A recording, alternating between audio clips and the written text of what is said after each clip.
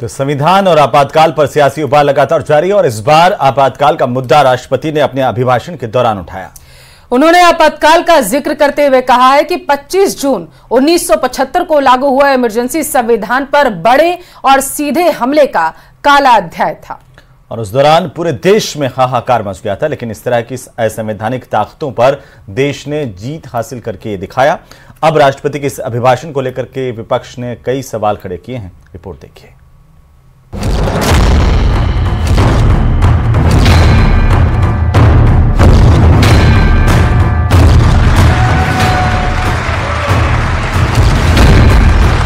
जून 1975 को लागू हुआ आपातकाल संविधान पर सीधे हमले का सबसे बड़ा और काला अध्याय था।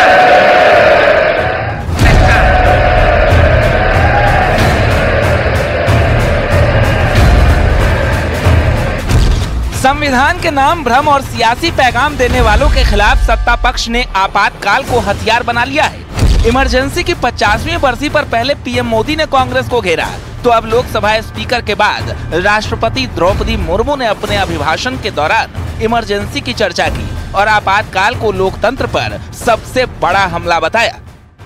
देश में संविधान लागू होने के बाद भी संविधान पर अनेक बार हमले हुए हैं। आज 27 जून है। 25 जून 1975 को लागू हुआ आपातकाल संविधान पर सीधे हमले का सबसे बड़ा और काला अध्याय था।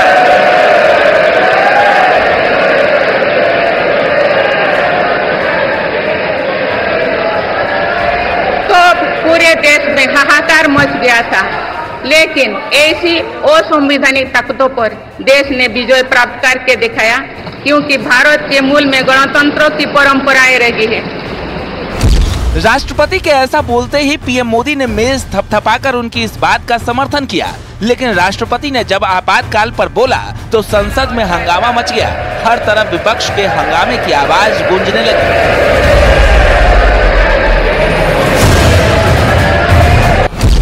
दरअसल इंडिया गठबंधन के तमाम सांसद संविधान का हवाला देकर मोदी सरकार पर हमलावर हैं। ऐसे में बीजेपी ने आपातकाल का मुद्दा उठाकर विपक्ष पर तगड़ा पलटवार किया है, क्योंकि इंदिरा सरकार में आपातकाल ही ऐसा दौर था जिसमें संविधान की धज्जियां उड़ाई गई, संविधान को कैद कर लिया गया था। अब इसी मसले पर बीजेपी हमलावर है। मोदी जी, जो तुमने अघोषित इमरजेंसी लगा रखी है, पहले इसका जिक्र करो। जिस तरीके से निर्वाचित मुख्यमंत्रियों को, मंत्रियों को जो आपके खिलाफ आवाज उठाता है उसे ईडी, सीबीआई, इनकम टैक्स से, ये है इमरजेंसी, इसका जिक्र करो, इसे हटाओ। ऐसे भी जनता ने आपके प्रति इतना अविश्वास कर दिया है कि आज नहीं कल तो हटना ही होगा। 5 साल चलने वाला नहीं, एक थकी हारी सरकार का, लूली लंगड़ी सरकार का, बैसाखी पर चलने वाली सरकार का अभिभाषण। जिस गठबंधन के अंदर कांग्रेस पार्टी हो और जिस कांग्रेस पार्टी गठबंधन के अंदर समाजवादी पार्टी हो, आरजेडी हो या अन्य वैसी पार्टियां, जो देश के अंदर संविधान को किस तरह से खत्म किया गया, उसका सीधा साधा 1975 को लोग याद करते हैं। श्रीमती गांधी ने जिस ढंग से भारत के संविधान को, बाबा साहेब अम्बेडकर के संविधान को चकनाचूर करने का काम किया। संविधान की कॉपी लेकर संविधान की शपथ लेने वाले विपक्षी सांसद आपातकाल पर शांत हैं, लेकिन इमरजेंसी पर सियासी शोर सड़क से संसद तक उठ रही है। Bureau report, news 18।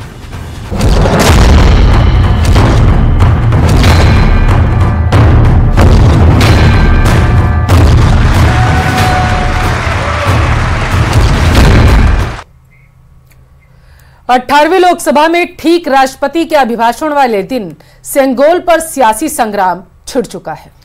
तो वहीं समाजवादी पार्टी के नेता आर.के. चौधरी ने सेंगोल को संसद से हटाने की वकालत की है और इसके बाद सत्ता बनाम विपक्ष में वार पलटवार का दौर शुरू हो गया।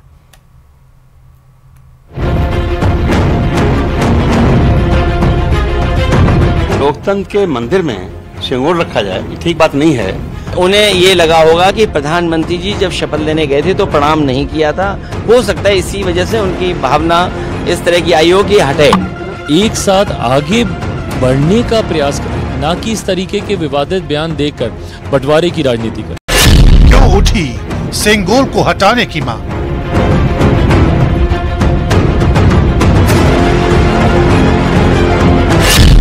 क्यों राजदंड पर छिड़ी राजनीतिक टकराव?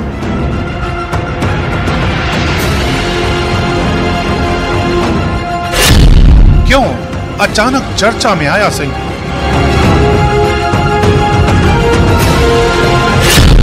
क्यों परंपराओं पर हुआ सियासी प्रहार?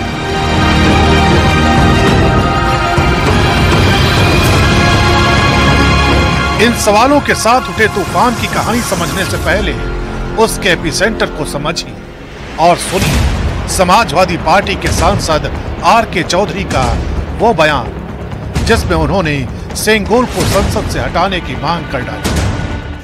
उस जमाने में सेंगोल रहा होगा न्याय का सिंबल, लेकिन आज तो लोकतंत्र है जी, और लोकतंत्र के मंदिर में सेंगोल रखा जाए ये ठीक बात नहीं है। मैंने कहा कि सेंगोल प्रतीक है राजदंड का और संविधान प्रतीक है लोकतंत्र का। तो अगर रखना ही है तो सेंगोल हटा के संसद भवन से वहां संविधान की एक मोटी प्रति रख देना चाहिए। आर.के. चौधरी के बयान से सियासी तूफान आना तय था, लिहाजा जब इस मुद्दे पर सवाल समाजवादी पार्टी के नेता और यूपी के पूर्व सीएम अखिलेश यादव से किया गया तो उन्होंने आर.के. चौधरी के बयान का नजरिया ही बदल दिया। मुझे लगता है कि हमारे सांसद इसलिए कह रहे होंगे कि जब पहली बार लगा था तो प्रधानमंत्री जी ने बाकायदा प्रणाम किया था। इस बार शपथ लेते समय शायद वो भूल गए, उसी को याद दिलाने के लिए लगता है मेरे पार्टी के सांसद ने कुछ इस तरह का पत्र लिखा है। आर.के. चौधरी बोल रहे हैं सेंगोल हटा दीजिए क्योंकि राजतंत्र का प्रोस्टिट्यूशन की रेप्लिका रखी है। मुझे इसके बारे में जानकारी नहीं है, लेकिन सेंगोल जब स्थापित हुआ था समाजवादी पार्टी उस वक्त भी पार्लियामेंट में थी, उस वक्त क्या कर रहे थे इनके सांसद? सेंगोल तमिल शब्द सेमई से आया है जिसका अर्थ होता है नीति परायणता। ये एक राजदंड होता है, इसे सत्ता हस्तांतरण का प्रतीक माना जाता है। चांदी के सेंगोल पर सोने की परत चढ़ी होती है। इसके ऊपर भगवान शिव के वाहन नंदी महाराज विराजमान होते हैं। संसद में स्थापित सेंगोल 5 फीट लंबा है। इसे तमिलनाडु की एक प्रमुख धार्मिक मठ के पुरोहित का आशीर्वाद प्राप्त है। 1947 के इसी सेंगोल को प्रधानमंत्री मोदी द्वारा लोकसभा में अध्यक्ष की कुर्सी के नजदीक स्थापित किया गया। कहा जाता है कि सेंगोल जिसे दिया जाता है उससे न्यायपूर्ण और निष्पक्ष शासन की अपेक्षा की जाती है, लेकिन समाजवादी पार्टी के सांसद आर.के. चौधरी के मुताबिक ये लोकतंत्र के लिए खतरा है।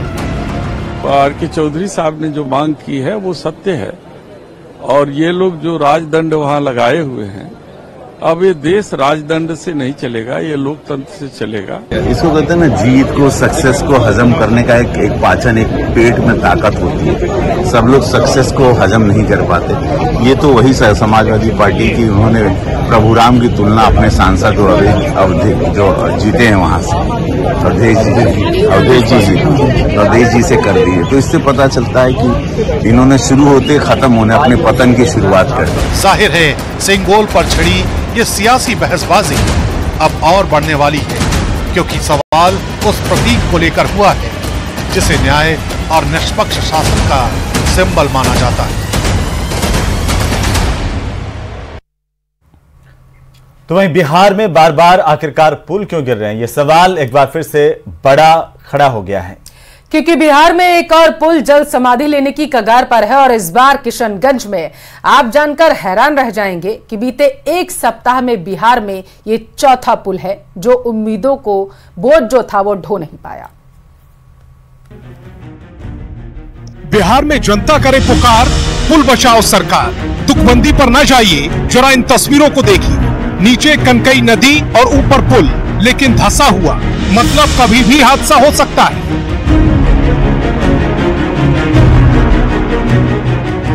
तस्वीरें बिहार की किशनगंज की हैं। कनकई नदी पर बन रहा ये पुल 70 मीटर लंबा, 12 मीटर चौड़ा है और 2011 में 25 लाख रुपए की लागत से बनकर तैयार हुआ था। लेकिन 14 साल के अंदर ही जरा पुल की हालत देख लीजिए।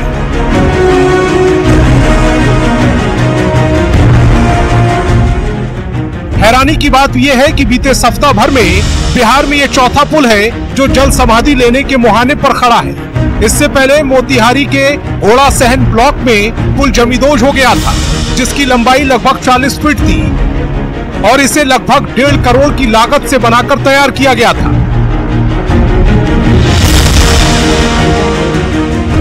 उससे पहले सीवान में भी महाराजगंज दरोजा विधानसभा के बॉर्डर को जोड़ने वाला पुल भी गिर गया था। अररिया में लगभग 180 मीटर लंबा एक नवनिर्मित पुल ढह गया था। यह पुल अररिया के सिकटी में बकरा नदी पर पुल बनाया गया था।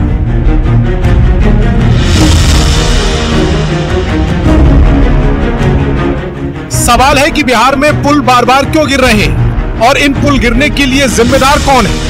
घटिया निर्माण सामग्री या फिर विकास की खराब नियत? जो भी हो, लेकिन जनता का भरोसा सरकारी सिस्टम से उठता ही जा रहा है। Bureau report, news 18।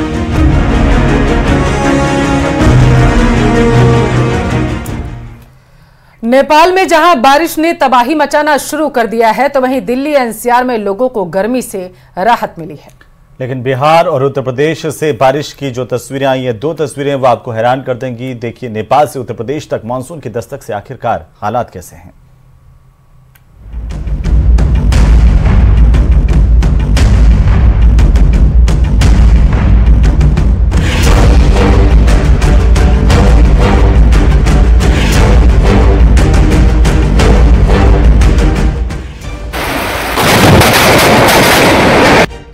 नेपाल में तबाही का मॉनसून।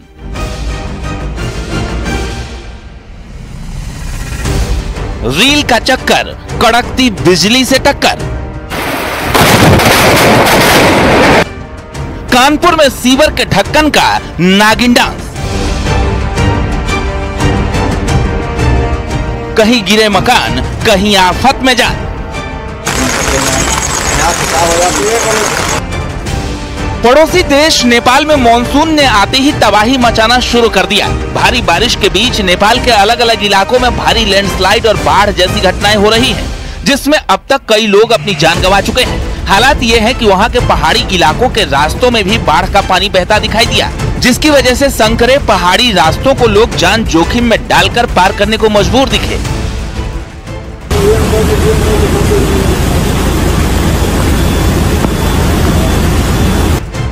तो वहीं लगातार हो रही बारिश की वजह से कई इलाकों में लैंडस्लाइड हुआ, जिसमें कई घर तबाह हो गए। आमतौर पर नेपाल में मॉनसून 13 जून को आता है और 23 सितंबर तक रहता है, यानी अभी तो नेपाल में बारिश अपने शुरुआती दौर में है और अगले 3 महीने तक वहां लगातार बारिश होना बाकी है। लेकिन नेपाल में अभी से हालात इतने बदतर दिखाई दे रहे हैं कि हर दिन बारिश और लैंडस्लाइड जैसी घटनाओं की वजह से नेपाल में लोगों की मौत हो रही है और प्रशासन की व्यवस्था भी नाकाफी साबित हो रही है।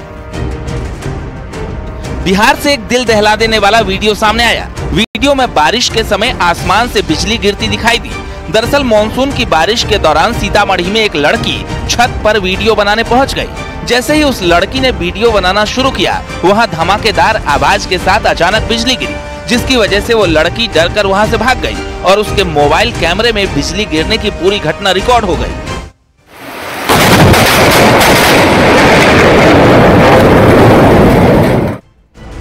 बारिश के दौरान बिजली गिरने की घटनाएं आम हैं, लेकिन लोग रील बनाने के चक्कर में लापरवाही कर रहे हैं। सीतामढ़ी में बिजली गिरने की घटना के वक्त छत पर वीडियो बना रही वो लड़की भी बाल बाल बच गई, क्योंकि जिस जगह पर वो वीडियो बना रही थी, आसमानी बिजली उससे चंद कदम की दूरी पर ही गिरती दिखाई दी। यानी उस लड़की को मौत मानो छू कर निकल गई।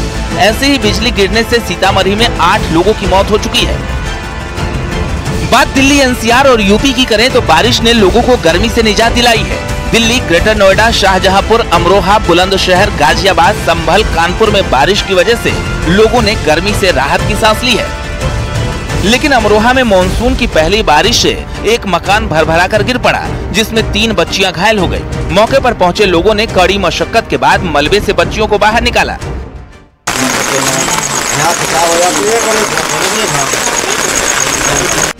कानपुर में बारिश के बाद अजब नजारा देखने को मिला है। यहाँ पर सीवर का एक ढक्कन डांस करता हुआ दिखाई दिया।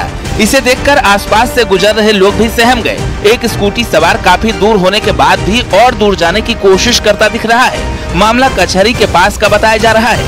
दरअसल कानपुर में पिछले 2 दिनों से बारिश हो रही है। कई जगहों पर जल जमाव जैसी स्थिति भी है। इसी बीच सड़क पर मेनहोल के ढक्कन का डांस कौतूहल बन गया। जल निगम का मानना है कि गहरी सीवर लाइन में भरी गैस के प्रेशर की वजह से ऐसा हुआ होगा। Bureau report, news 18।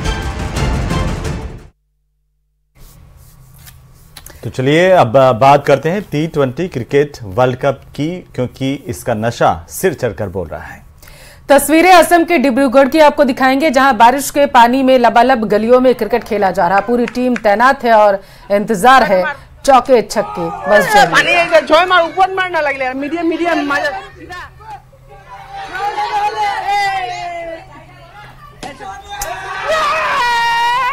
मुंबई के मरीन ड्राइव पर पैर फिसलने से एक महिला समुद्र में जा गिरी है। मौके पर मौजूद पुलिस कांस्टेबल ने बुजुर्ग महिला को बचाने के लिए अरब सागर में छलांग लगाई और उसे बचा लिया।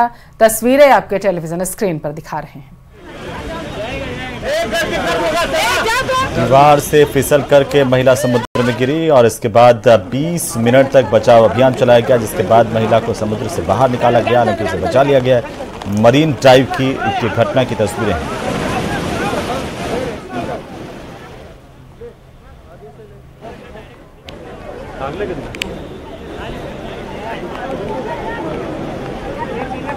पब्लिक इधर मत। और चलिए इसी के साथ फिलहाल के लिए इस बुलेटिन में बस इतना ही। हम दोनों को दीजिए इजाजत। नमस्कार।